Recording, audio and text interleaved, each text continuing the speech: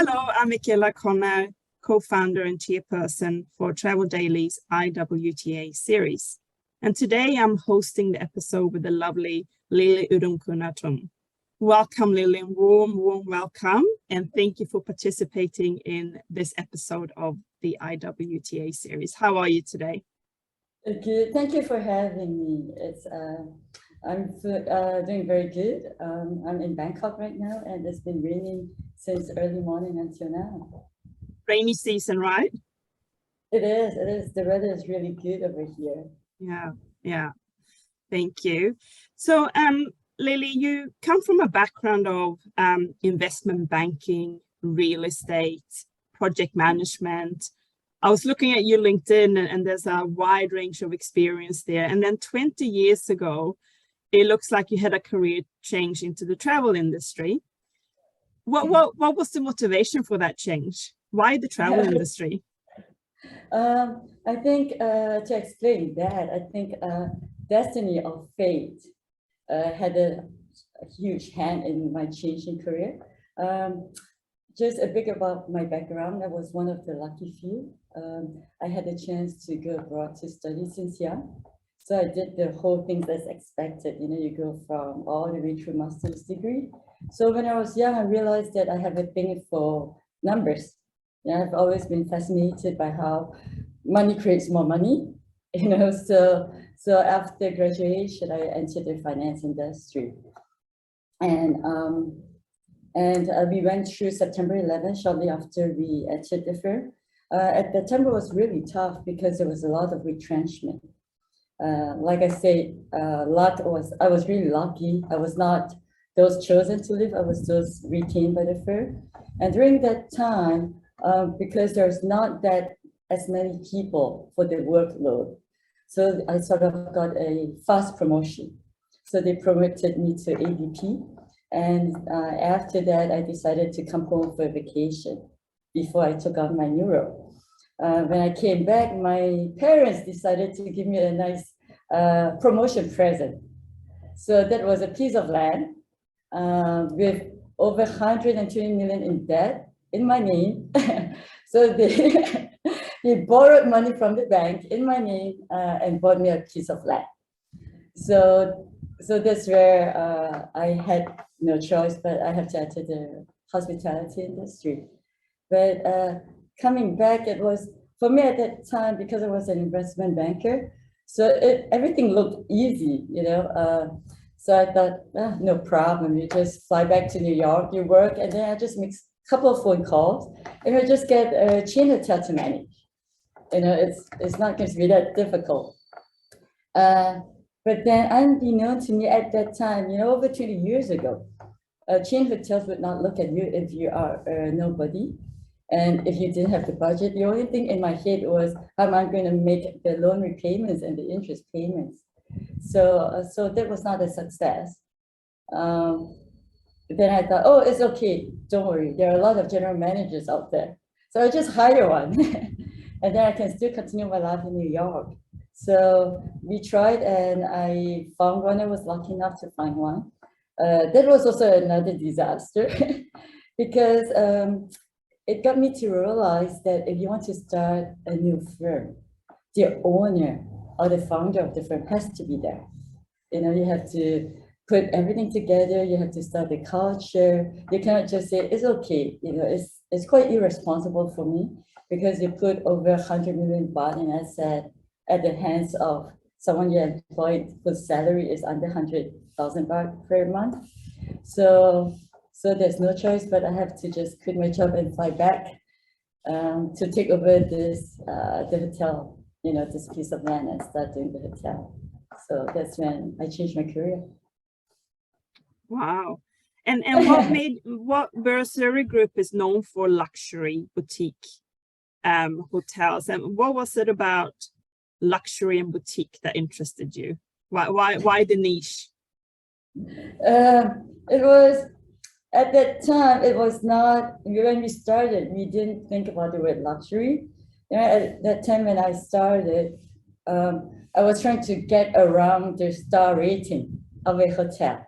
So 20 over years ago, you have to be placed in stars categories.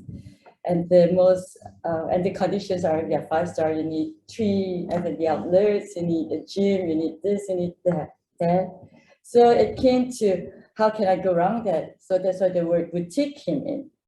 And so we said, okay, fine, we are not going out of the star rating category. We are calling ourselves boutique. We find something that's really themey, that appeals to people. And we just call ourselves a 4-star luxury boutique hotel. And we put in what we lack in hardware, we put into software. So that's how we came out with the word boutique. And since that first one that you opened, you have grown quite a bit. Yes, you're quite lucky. I've always been surrounded by people who were willing to give me a chance. So that they were very lucky. After Burasiri and Phuket, we got tsunami.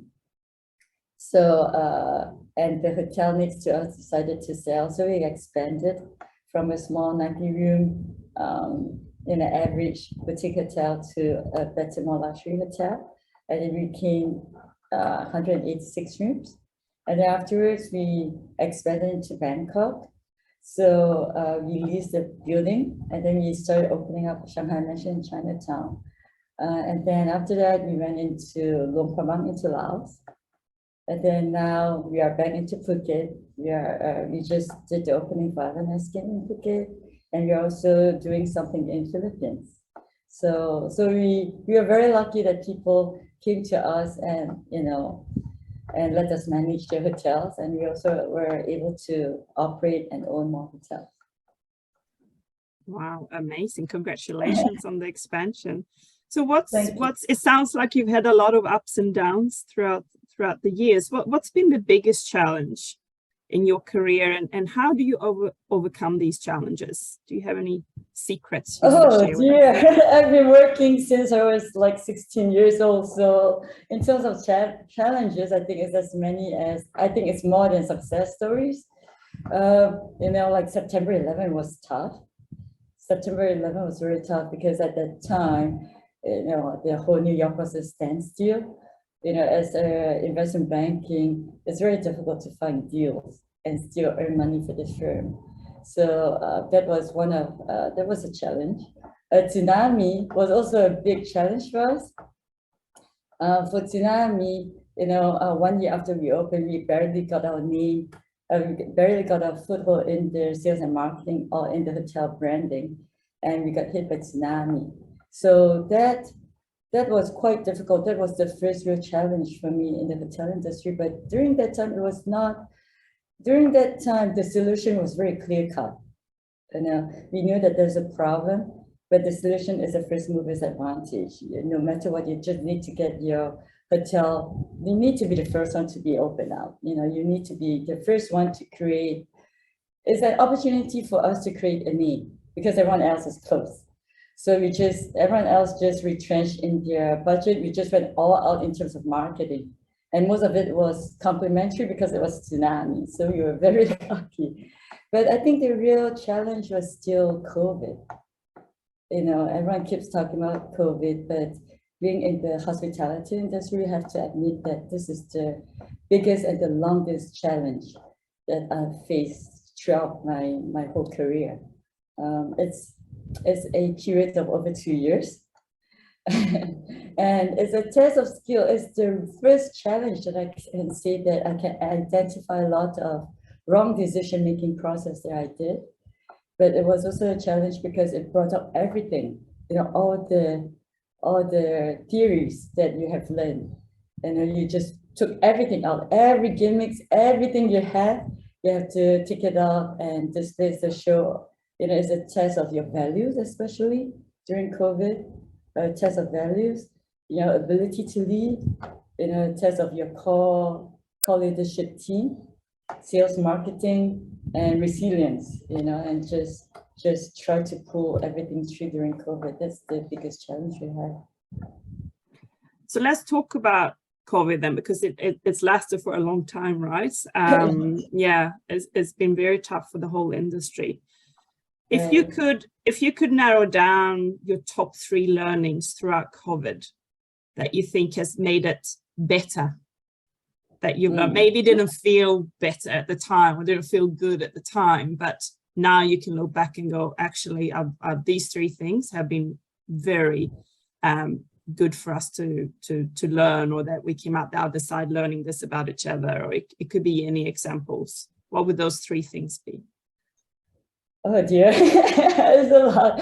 I think the first thing is a test of values.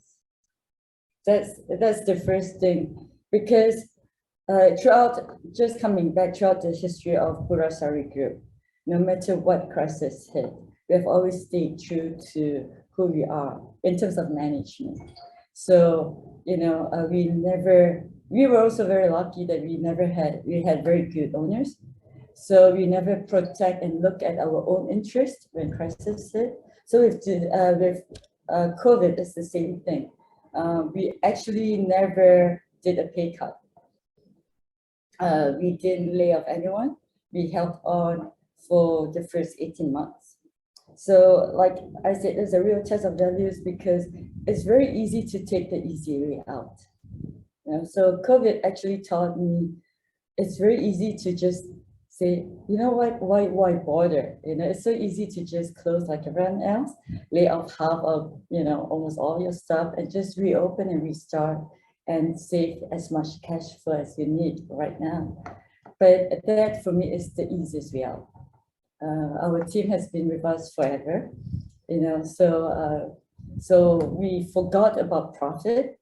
During that time, we forgot everything about money, or survival. The first thing we thought was, how do we contribute? How do we make sure that our team hang on and survive with us? So it also taught me, besides that, it also taught me that, you are, no matter how good or how much you thought you have well thought through the whole scenario, it's never perfect. The wrong decision, the worst decision I made was, I didn't think it would last this long. I thought at first, I told my staff, we would, I think at most it's 12 months, it's okay. You just make do with all the cash flow in each of our property. This is the number of staff we have. This is all our cost savings, our strategies. This is what we need to do. We'll survive for 12 months. It's easy. It's not that difficult. So after 12 months, it became 18 months. So I said, okay, 18 months, I can still survive. And then now it's over 2 years. So you always think that no matter what it is, that how many well thought out plans you have, it's still never enough. You still have to prepare for the worst case scenario. What if it never ends? Which is not a scenario we ran through. What if it never ends? It's not that. So, and then another thing that I thought was we are surprised. COVID brought out new leaders and new stars in our group. During our group, COVID shines, and I think it's also because of attitude. After the 18 months that we have been through, when you were like I don't think our cash flow would not last us for more than 1 month afterwards. It's very easy to just give up and say, you know what, just close it and do it as everyone else. It's still okay. You still have 1 month cash flow left.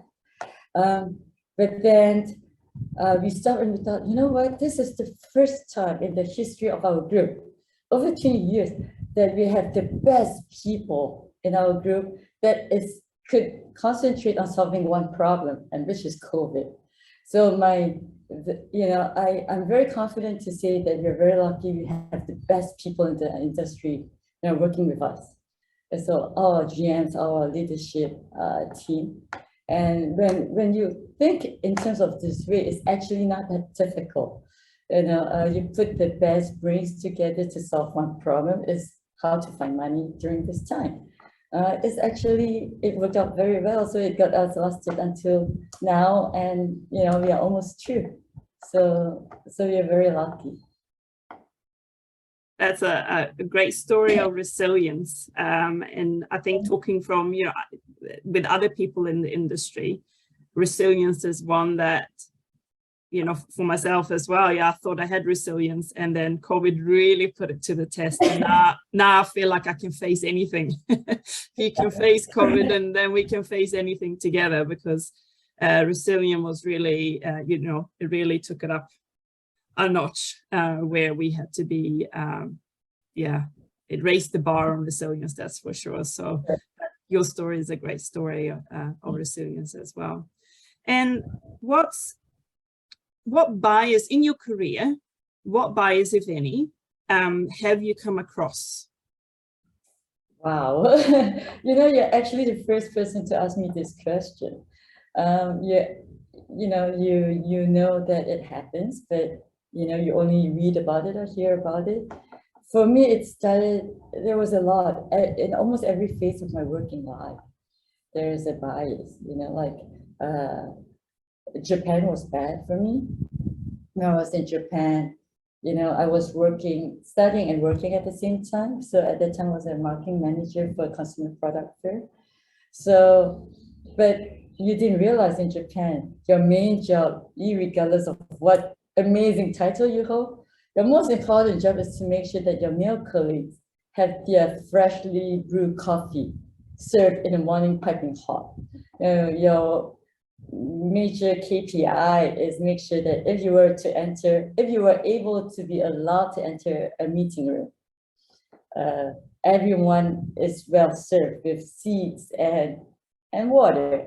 So for female working in Japan at that time, I think it's totally different now.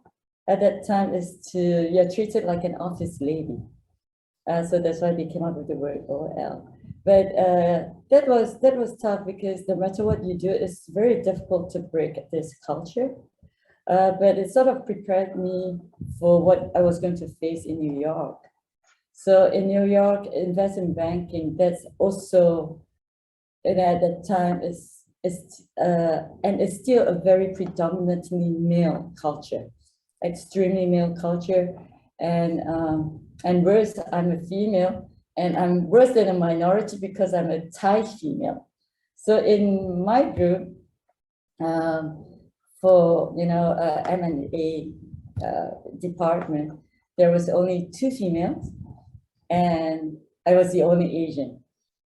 So there was this time in New York, I was accepted by 2 big investment banking firms, and I was hesitant in deciding which firm to go and sign with.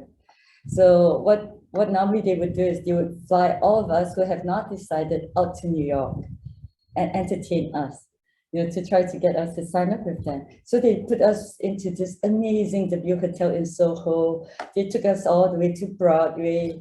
Then they get you to eat in the best restaurants ever. So the last night they took us all out to dinner, and the managing partner came out to entertain us personally. At that time, I think a lot of people were getting drunk, and so I was harassed, and I was the only female that was harassed at the dining table. And it's very sad, because I think it was sort of accepted because no one came out to help you.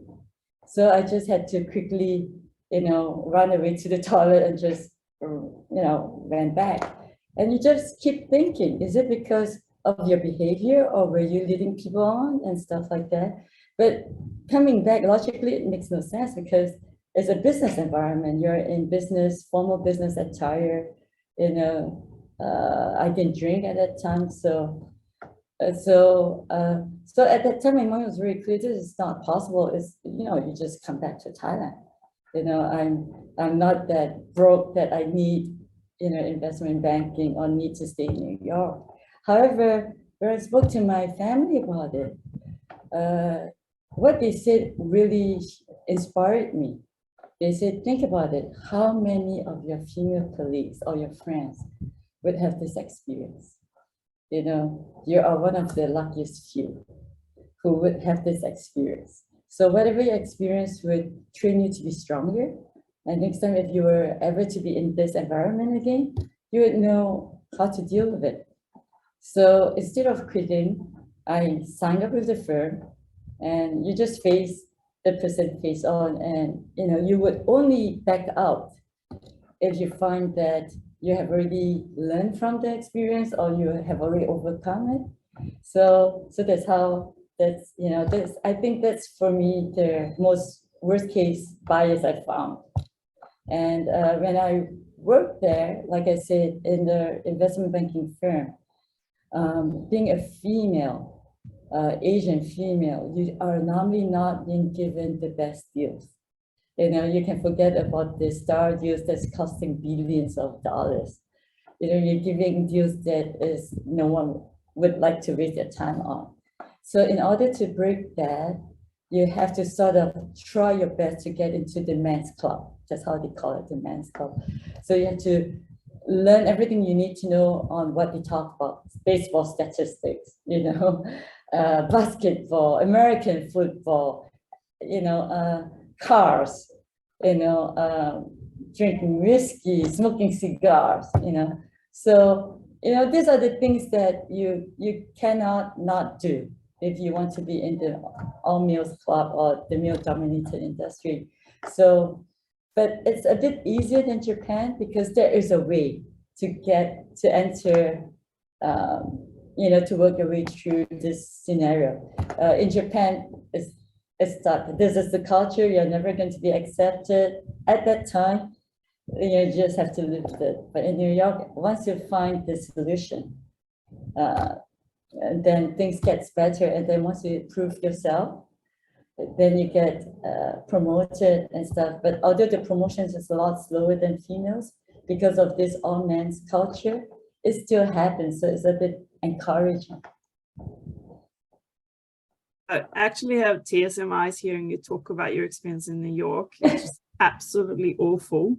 And I think it's so brave and courageous that you wanted to. I would have gone home too and not wanting to go back at all. So I think it's so courageous and it would have been courageous either way, to go home and not wanting to be part of that at all. But that you actually went back and thought, nah, I'm gonna do this, and I'm not gonna let anyone treat me like that ever again. I think that's an amazing story, Lily, how inspirational.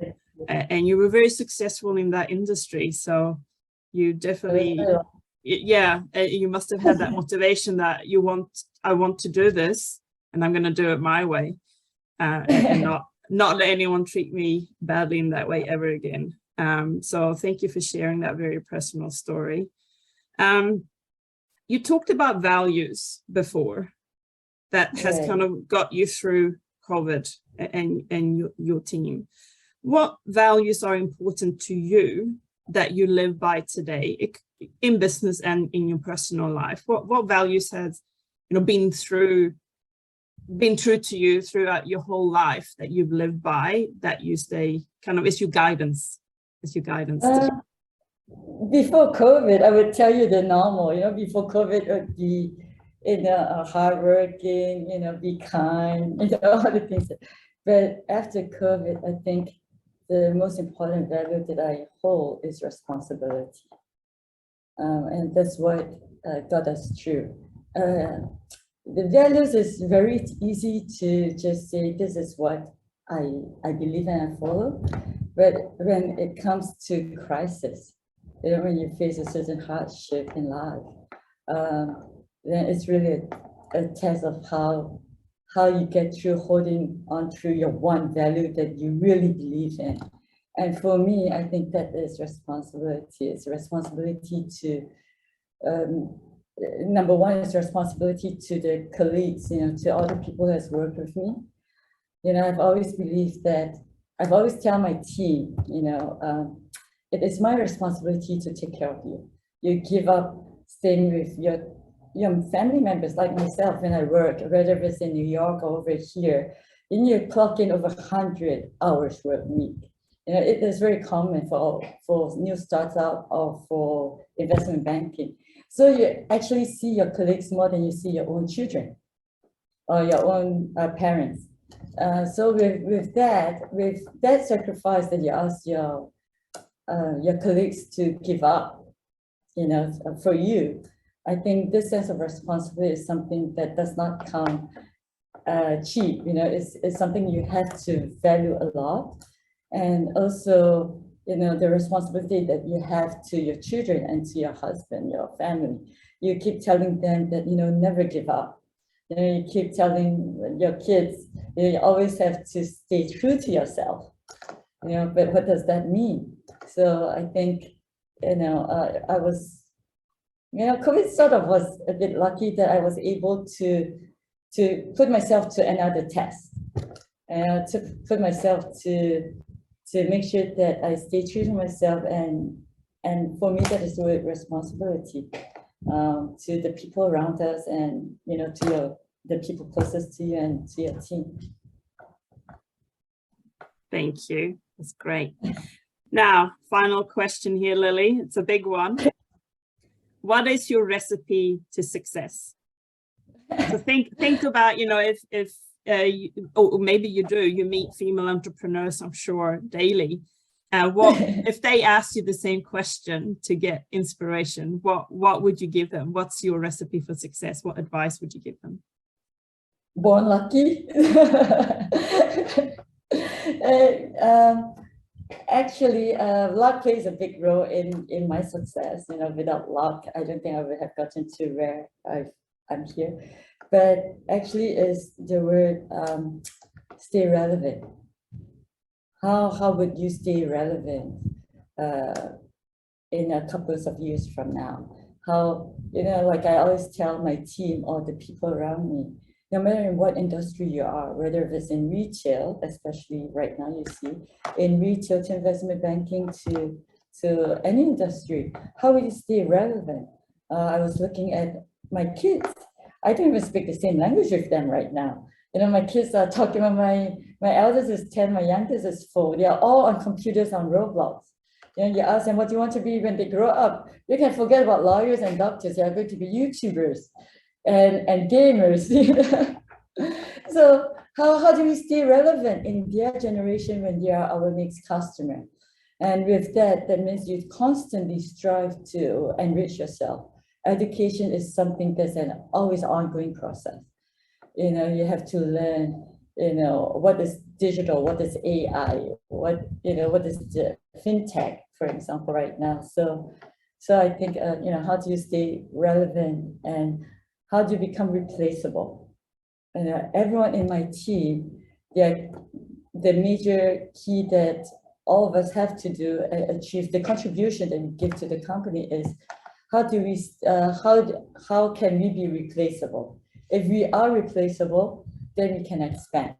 If we are not replaceable, that's it. That's the end of our career. We are forever stuck there forever.